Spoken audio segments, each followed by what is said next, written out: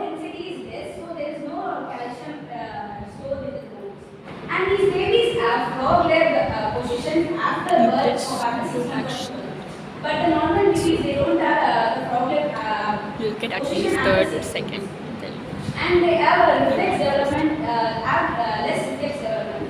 These babies cry less often, and these have low muscle tone, which is called as hypotonia. So they appear floppy in appearance. And what are the factors that affect these musculoskeletal development? It is mainly affected due to the disruption in the third trimester, and it is also due to illness as well as diseases. Illness which is caused due to this is frontotemporal dyslexia, where the alveola is increased in size. You can see this picture. So there is decreased oxygen and breathing difficulties. And illness such as sepsis also can impact these things. And drugs such as corticosteroids can decrease the bone density.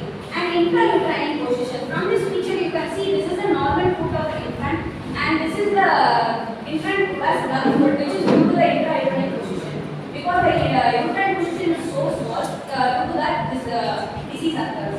And even in this picture you can see that the mother is consuming alcohol, as well as here you can see many other factors which affect the birth of the baby. And genetic disorders such as dyslexia, where the female as well as the pelvic is not fused in the womb. And nutritional intake after birth, postnatal care as well as positional deformities can cause this development. Comparison between the preterm and the fullterm infants. Here you can see this is the preterm baby and that's the fullterm baby. Here you can see the baby is so small and so thin, and the baby is somewhat looking chubby in appearance. Their size is decreased, and the preterm baby have a dead skin outside the layer because due to less heat production. As well as the preterm babies have immature organ system, and they have delayed head control, late rolling over, and delayed walking independently, as well as other things. And before we saw that these babies have less reflex development than the fullterm babies. And the regulation also, it is decrease in the babies due to decrease in the developments in the late third trimester. And bone structure, these babies mostly have less bone density, so there is more fractures and it can cause more fractures. Due to diseases, they can get more diseases after birth, like jaundice as well as breathing difficulties. How does it impact the normal physiology? So, what we saw is the same thing here. They have all muscle tones are so low.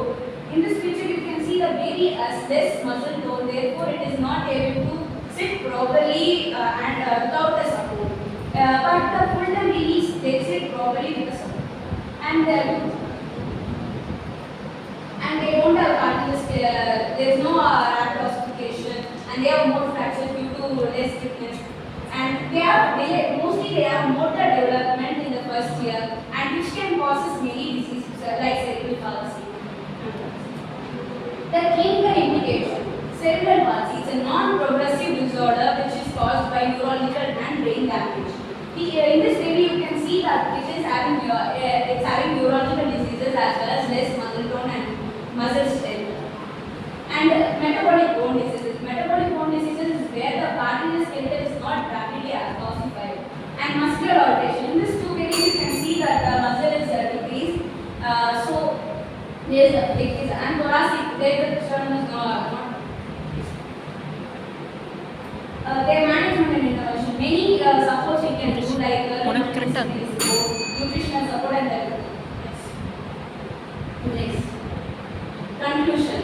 I want to conclude that the preterm baby have many developmental disorders which can later affect their adulthood into the adulthood.